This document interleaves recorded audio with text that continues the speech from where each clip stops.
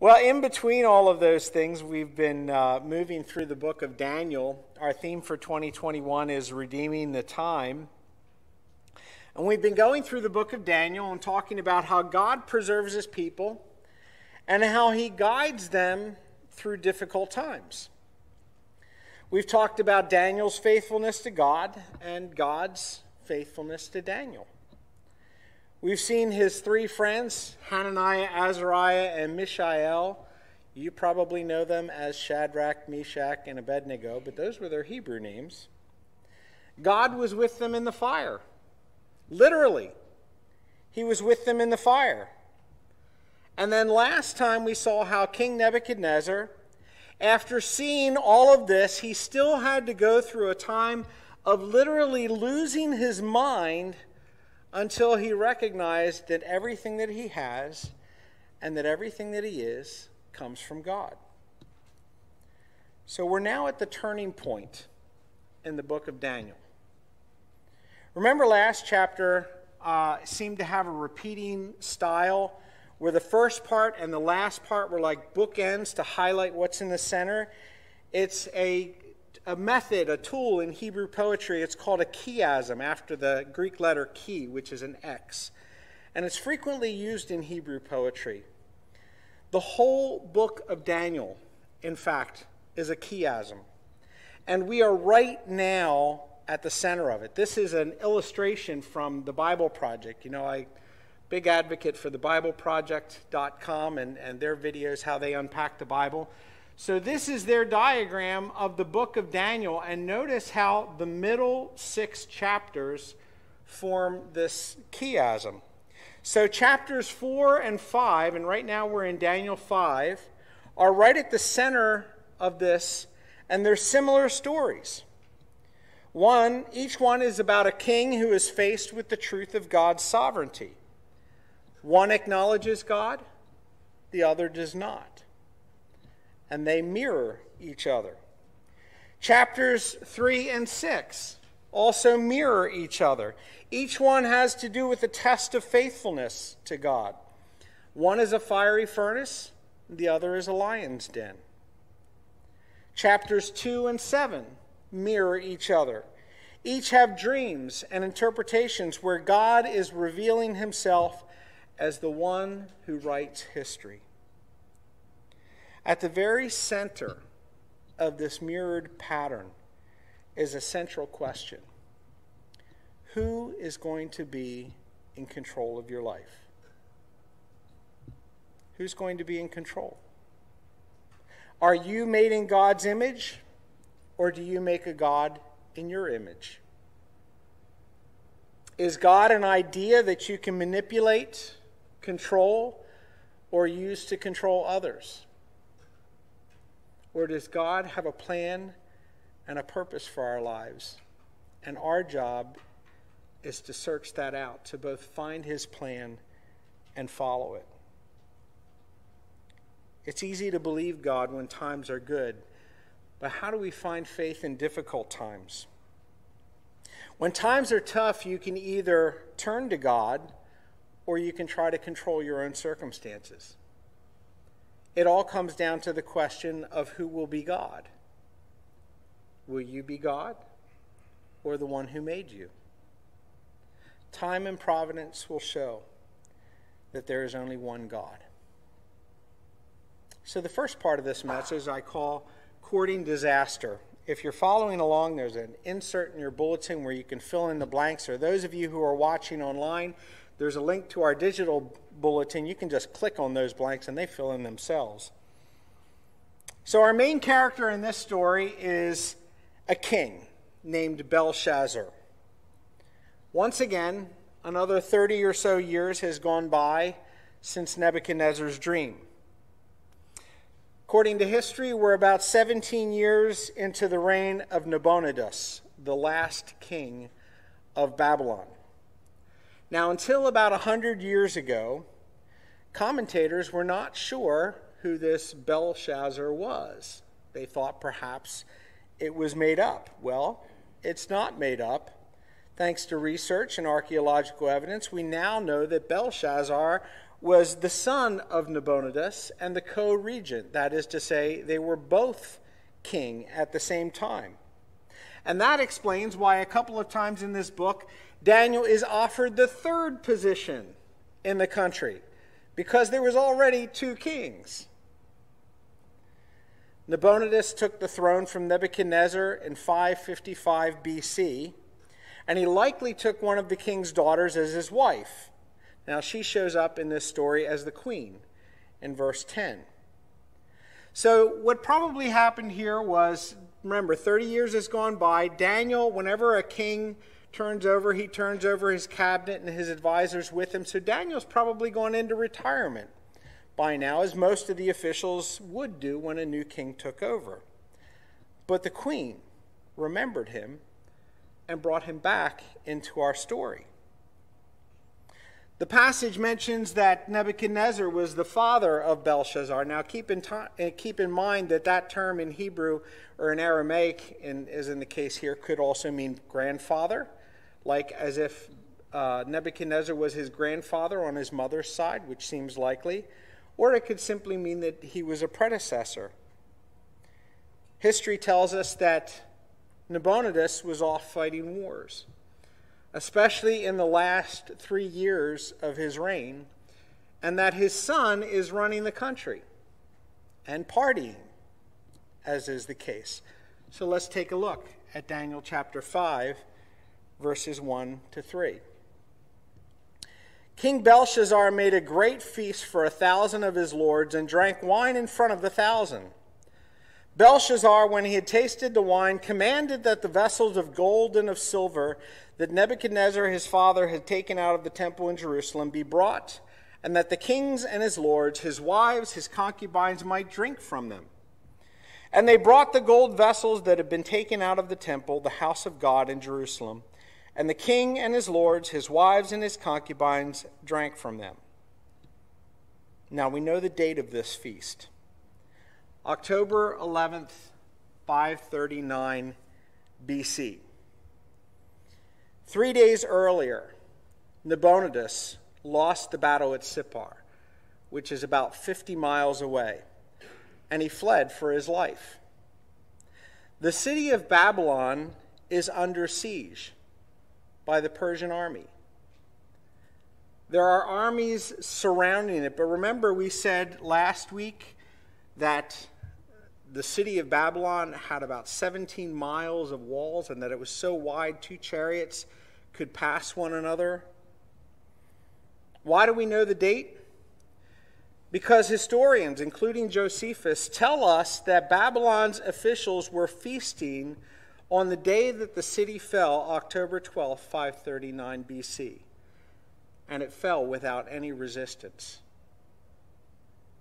What do we learn from this? Well, the first thing we learn is don't make decisions while intoxicated.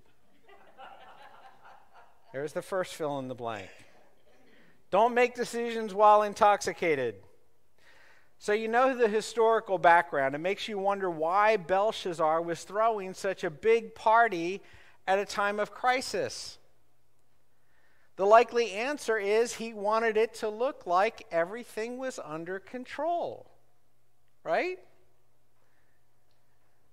Remember last week I told you they had a 17-mile perimeter wall. Well, they also had a fresh water source.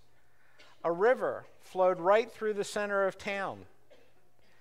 And commentators believe that they probably had enough food stored to last months, maybe even years. It could be that Belshazzar was really that confident. Or maybe he just wanted to look that confident.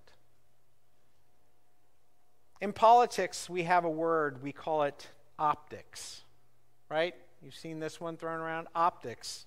Why did they do that? It was for optics. Optics are to refer to things that are either done or not done for the sake of appearances.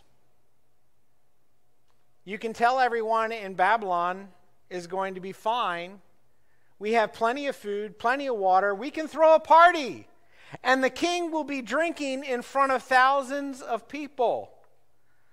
That's optics. People will think If he's not worried, then I shouldn't be worried, right? Don't believe the rumors. Babylon is indestructible. They said the same thing about the Titanic.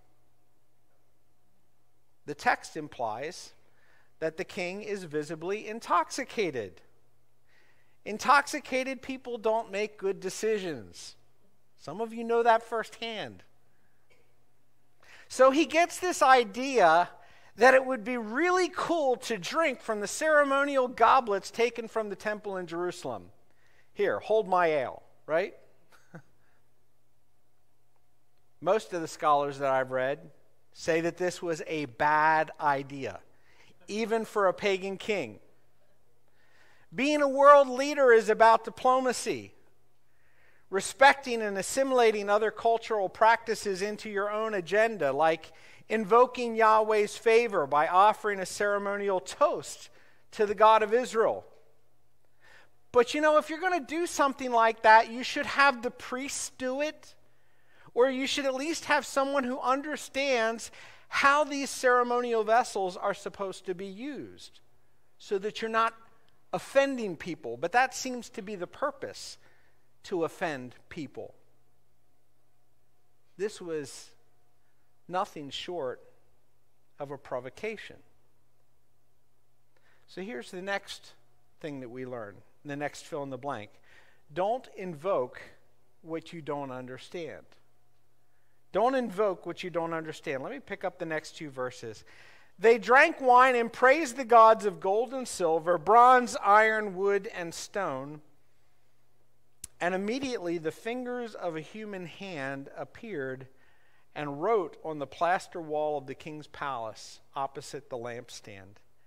And the king saw the hand as it wrote. Historians tell us that Belshazzar was not devoted to a particular god. Like his father was a worshiper of the moon god, Belshazzar worshipped many gods, all of the gods. But you know, those who worship many gods don't worship any god. They worship lots of gods, but they're not devoted to any of them. They have no devotion. They have no particular belief. And they use whatever beliefs exist to do what they want to do. So it's not too far to say that Belshazzar was his own god. So they praised the gods of wood and stone. That's another way of saying that they covered the whole pantheon. He's giving lip service to all of these gods, but he's not actually following any of them. You know what superstition is? Superstition ascribes power to causes that one does not understand. We have a lot of them, you know, crossing your fingers, knocking on wood, and we don't understand why we do them. What if I told you that many or most of these superstitions were designed to invoke supernatural spirits? That's where they come from. You're like, ooh, I didn't know I was doing that. Well, what would you do if one of them actually showed up when you're invoking them? That's what happened to Belshazzar. He's playing around with the supernatural, invoking supernatural beings, provoking the God of Israel, and guess who shows up? God. Or not just all of him, but a hand. And that hand is writing on the plaster wall. We use the phrase, the writing is on the wall. You've heard that, right? Well, it comes from this passage. It comes from this story. Here's another idiom that we use. Let me spell it out for you, right? When I lived in Denmark and learned Danish, we had another idiom. We say, let me cut it out for you in cardboard, right? Seriously, that's a Danish idiom. It's a way of saying, what do I have to do to make you understand me? In this case, God decides to give Belshazzar a message. Literally. Give him a message in writing because he is not going to receive it any other way. And that's the third fill in the blank. Be sure that you get the message. So let's read on. Beginning in verse 6, the king's color changed, and his thoughts alarmed him. His limbs gave way, and his knees knocked together. Actually, there's a Hebrew idiom that's hard to translate. It literally means like his lower body lost all of its strength. The king called loudly to bring in the enchanters, the Chaldeans and the astrologers. The king declared to the wise men of Babylon, whoever reads this writing and shows me its interpretation shall be clothed with purple and have a chain of gold around his neck and shall be the third ruler in the kingdom. Then all the king's wise men came in, and they could not read the writing or make known to the king the interpretation. Then King Belshazzar was greatly alarmed. His color changed, and his lords were perplexed. I think he got the message. What do you think? King Belshazzar thought that he was invincible until he saw the writing on the wall. What's described here is actually kind of a panic attack. He literally loses control of all of his lower extremities. And now he realizes that he doesn't know everything. In fact, he doesn't even know what the message says. It looks like a nursery rhyme. I have a depiction here. Those are Hebrew characters, which might explain why he couldn't read it if it was written in Hebrew. But it's a little nursery rhyme. It basically says, Mene, Mene, Tekel, Parsin. Except that the consonants are missing because it was written in either Aramaic or Hebrew. You know, last time I said that God gives a word because there is still a chance to repent and change. Most of the time that's true. But this was not one of those times. This was a time when God says, enough. Enough. And there's a reason why he says it.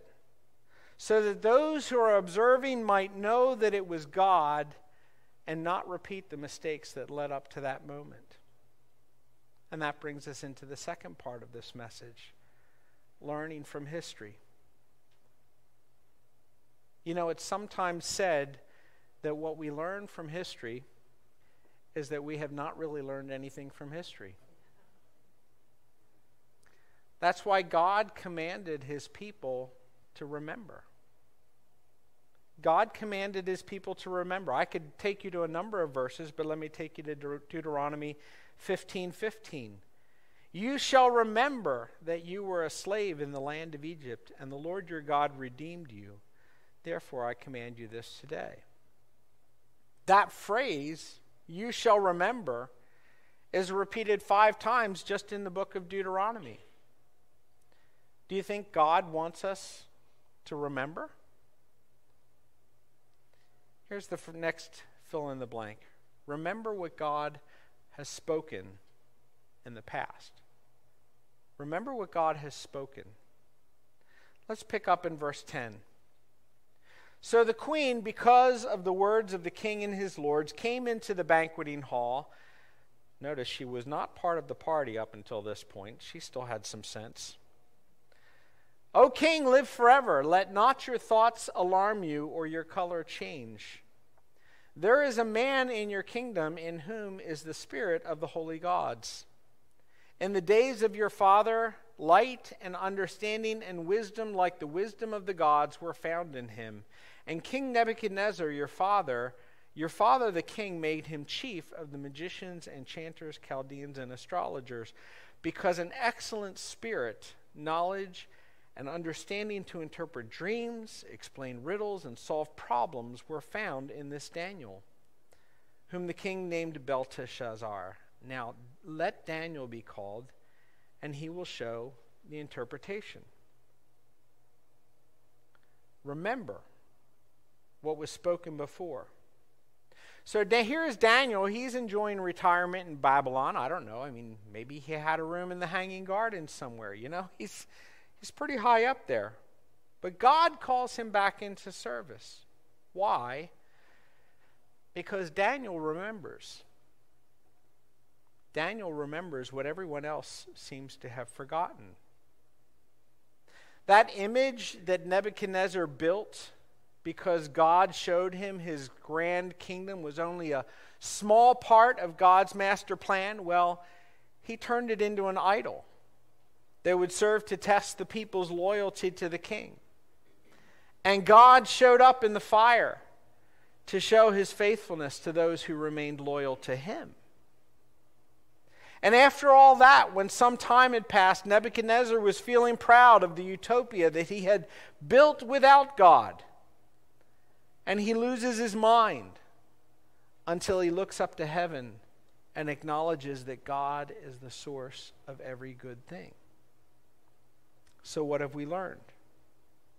We've learned that God is God alone. There is none like him in heaven or on earth. We've learned that at the heart of our fallen nature is pride. What does pride mean? Pride means that I want to be God. I want things my way. I want to be in control. You know, the serpent lied to Adam and Eve, telling them this very thing. You can be like God. Let's take a look at Genesis 3:5. For God knows that when you eat of it, your eyes will be opened, and you will be like God, knowing good and evil. You know, the truth is, they were already made in God's image. They already knew the goodness of God. What is it that they didn't know? Was evil. Why would you want to know that part? The serpent deceived them into thinking that God was withholding something that he had already given. He tried to tell them that they had to strive to become who they already were. Does that sound familiar? The truth is, God already loves you. He already wants to bless you. Your job is to just simply surrender to that love, to surrender to him. By not trusting God, we make ourselves gods. But we will never attain what God truly meant for us apart from God. So how do we turn around? Well, first of all, by remembering. Here's another fill in the blank. Remember the stories. Remember the stories of God's works. Let's pick up in verse 13. So Daniel was brought in before the king, and the king answered and said to Daniel, "You're that Daniel, one of the exiles of Judah, whom the king my father brought from Judah. I have heard of you, that the spirit of the gods is in you, and that light and understanding and excellent wisdom are found in you. Now the wise men, the enchanters, have been brought in before me to read this writing, to make known to me its interpretation. But they could not show the interpretation of this matter. But I have heard that you can give interpretations and solve problems. Now if you can read the writing and make known to me its interpretation, you shall be clothed in purple and have a chain of gold around your neck, and shall be the third ruler in the kingdom." So King Belshazzar says to Daniel, I've heard about you. Somewhere in the back of his mind, he knew the stories. Or he was reminded by his mother. But he knew the stories of what God had done through Daniel. God had revealed himself. But neither Nebuchadnezzar nor Belshazzar seemed to know what to do with this information. Nebuchadnezzar's dream, remember the one where he saw the statue with the gold head, the silver, and then the bronze and the iron? Well, he commemorated that dream by making a gold statue which twists the meaning of it into being all about him rather than glorifying God. What's Belshazzar doing? He's drinking out of the sacred cups from the temple. Why? Because he has no respect or regard for the sacred. He wants to use the sacred to bring about his own agenda. You know, I've met people who could tell me stories about a time in their life when God intervened or where they had an encounter with God. I was eating in a restaurant one time, and the owner of the restaurant came over and was just kind of chit-chatting at the table. And when he found out that I was a minister, he's like, "Oh yeah, I had a time one time I was on vacation and I had wandered out too far and I was drowning, and this hand reached down and pulled me up, and when I looked, there was nobody there. Not even the lifeguard knew I was drowning, but somebody pulled me out of that water." You know what I wanted to say to him? What are you doing with that information? What are you doing with that information? How have you followed up on that revelation? How has it changed your life today? If you know that God is real, what difference does that make? If you've experienced a miracle in your life, and how many of you have? Sometime in your life you've experienced a miracle. That's a lot of hands. How has that miracle changed your life? Do you even remember the story? Do you tell the story? More importantly, do you relate what you have learned from that story, telling others about God? Here's the next fill in the blank. Remember the lessons that were learned. Let's pick up in verse 17. Then Daniel answered and said to the king, "Let your gifts be for yourself. I don't need your gold chain. I don't need your robe. Give your rewards to another. Nevertheless, I will read the writing to the king and make known to him the interpretation. O king, the Most High God gave Nebuchadnezzar your father kingship and greatness and glory and majesty." Notice he's not starting with the writing, he's starting with the story. "And because of that greatness, he gave him all the peoples, nations, and languages trembled and feared before him. Whom he would, he killed. And whom he would, he kept alive. And whom he would, he raised up. And whom he would, he humbled. But his heart was lifted up, and his spirit was hardened, so that he dealt proudly and was brought down from his kingly throne, and his glory was taken from him. He was driven from among the children of mankind, and his mind was made like that of a beast, and his dwelling was with the wild donkeys. And he fed on grass like an ox, and his body was wet with the dew of heaven, until he knew that the Most High rules the kingdom of mankind, and sets over it whom he wills." King Nebuchadnezzar eventually learned that though he was king over the whole civilized world, there was a king in heaven that was over him. Now the text says that Nebuchadnezzar was Belshazzar's father. He was actually probably his maternal grandfather.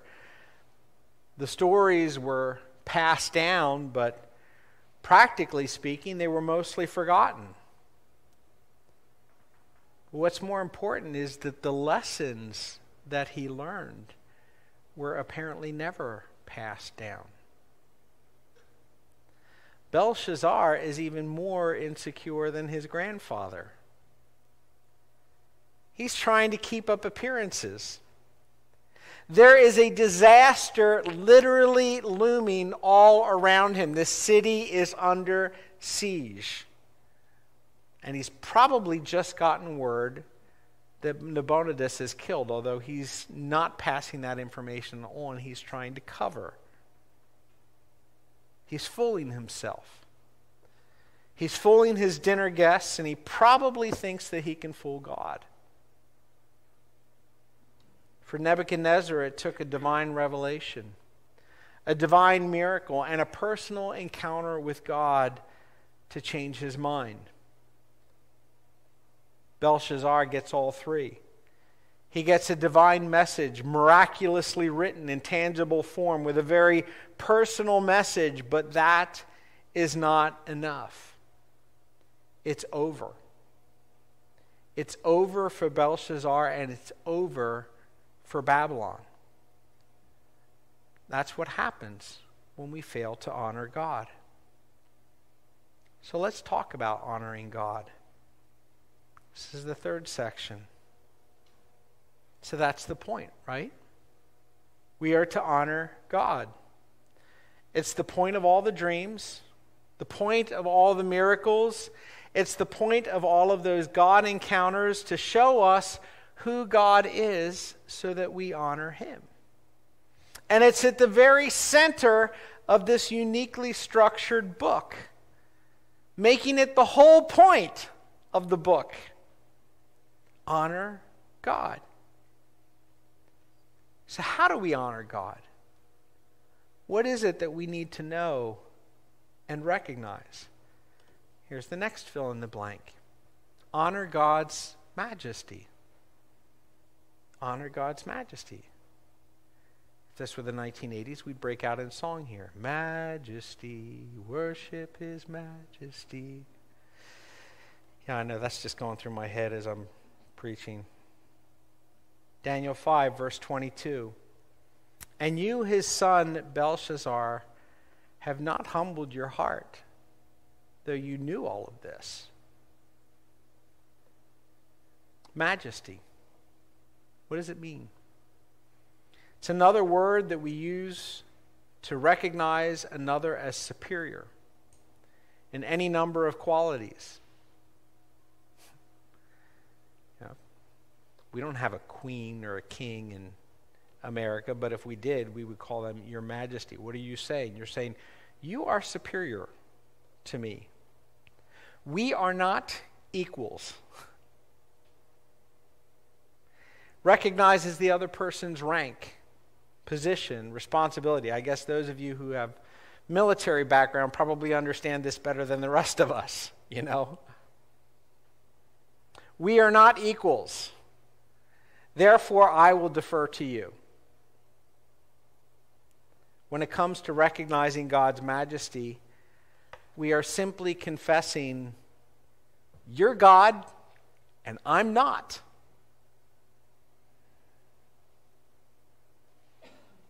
I don't know everything. I'm not all powerful. I'm not everywhere present. When I act like I know better than God, I'm forgetting. I'm forgetting who he really is. So why do I do it? Because I want control. But I can't. I just can't. Not like God can. And that's the next fill in the blank. Honor God's sovereignty. Let's look at verse 23. But you have lifted up yourself against the Lord of heaven, and the vessels of this house have been brought in before you, and your lords, your wives, your concubines have drunk wine from them. And you've praised the gods of silver, of gold, of bronze, iron, wood, and stone, which they do not see or hear or know, but God, in whose hand is your breath, and who are all of your ways, you have not honored.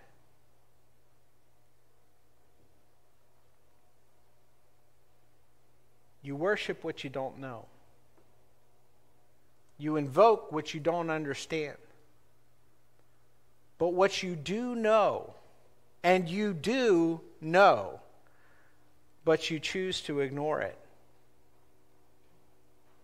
that you have not honored.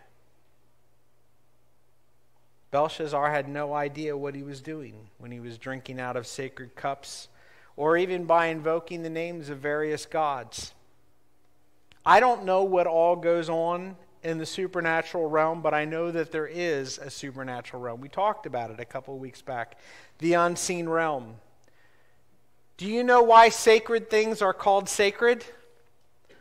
Because they are connected to spiritual, supernatural realities. That's why they're sacred.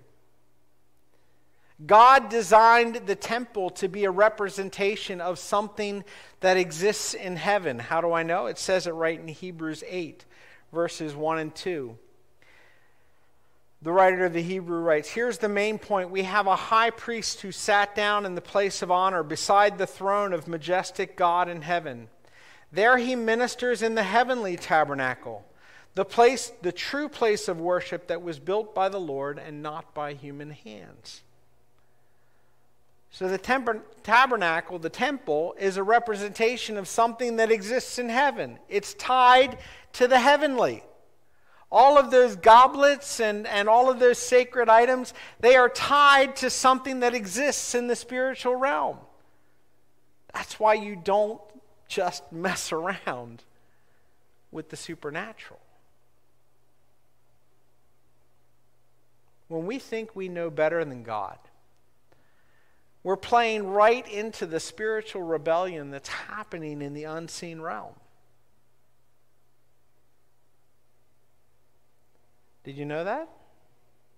That's the backstory to God's redemption of mankind on earth, is that there's a rebellion happening in the supernatural realm, and God wanted to redeem a people to show them what true devotion looks like.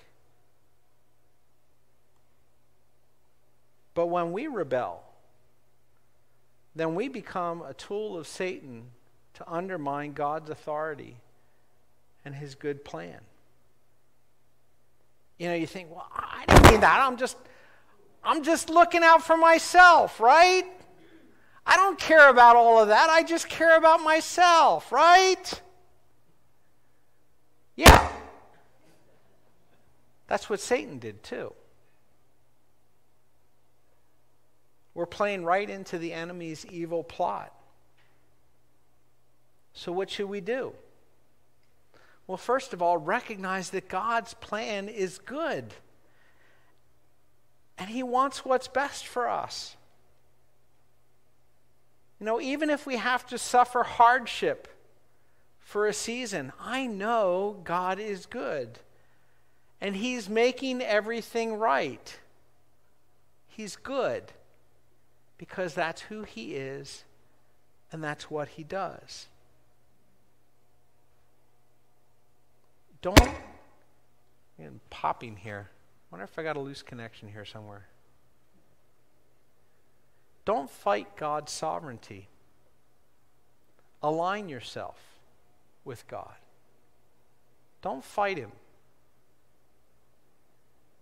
To do that, you have to be in relationship with God.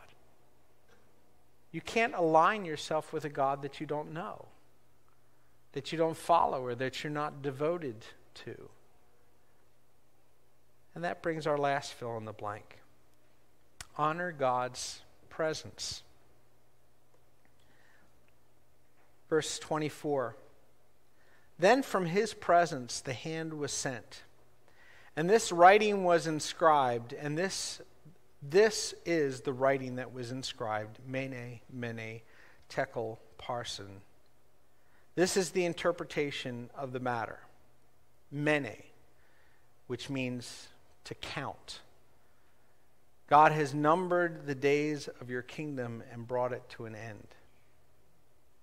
Tekel, which means to weigh. You have been weighed in the balance and found wanting. Peres, which means half. your kingdom is divided and given to the Medes and Persians. So the hand was a visible sign of God's presence. God showed up personally. The words that were written, notice they're all different forms of money. God is speaking Belshazzar's language. All he cares about is money. All he understands is money. So I'm going to use money to communicate to him. But Daniel understood the presence of God. Daniel understood what God was saying. He knew that each of those words had a double meaning. Think about it. Count, weigh, half. What is more, we've been watching God's dealings with the leader of Babylon. And it was time for a change. Daniel had seen over his lifetime, count, weigh, half. Daniel may have also known that Isaiah the prophet had prophesied 100 years before that a Gentile king named Cyrus would be used by God to bring justice for his people. Let me show you that in Isaiah 45, verses 1 to 3. Thus says the Lord to his anointed, to Cyrus, whose right hand I have grasped. And I have to tell you that even up to this day, it is difficult for Jewish people to see that God called a Gentile anointed. That's tough. In whose right hand I have grasped, to subdue nations before him and to loose the belts of kings, to open doors before him that the gates may not be closed. I will go before you and level the exalted places. I will break in pieces the doors of bronze and cut through the bars of iron. I will give you the treasures of darkness and the hoards in secret places, that you may know that it is I, the Lord, the God of Israel, who call you by your name. That very night that the writing was on the wall, Darius the Mede, who is also, he is either somehow a co-regent or he and Cyrus the Persian are the same person. That seems the more likely explanation. Darius the Mede, who's also known as Cyrus, would invade the capital city of Babylon and take over the throne, and there was no resistance. You know how they did it? They dammed the river upstream until the water level was low enough that they could pass under the gates.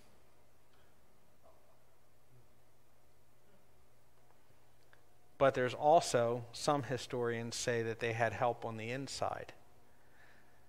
There was no one there to fight them off when they did. Darius would be the one, or perhaps it's his son Darius. There's a little confusion there. Are we talking about one Darius or two?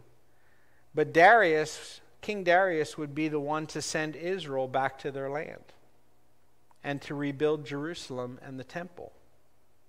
But first, Darius would have to learn the same lesson that was offered to his predecessors. He, like all of us, would need to learn that there is a God in heaven who is not subject to our will, to our whims, or to our desires, but we must first learn to align ourselves with him. So here's our questions for reflection this week. Number one, do you struggle with wanting to be in control? Don't worry. You're human. You're normal. Do you try to control things that you can't? What would it mean for you to acknowledge that God is sovereign? And here's the question stated simply: Are you ready to let go and let God? Question number 2. Okay, so maybe you're good with that, right? Yeah, I get that. I understand He's God, I'm not. But do you find yourself drifting back into depending more on yourself and less on God? There again, that would also be normal. So what can you do? Well, remember. What are the words? What are the stories? What are the lessons that you need to remember? What have you learned from your history? And then number 3, perhaps it's time to tell the stories, the lessons, and the words that God has spoken to you. What would that look like to honor God's majesty, to honor God's sovereignty, to acknowledge His presence? How can you pass on what you have learned so that another generation might learn those lessons before they see the writing on the wall? Let's worship the Lord together as we respond to this.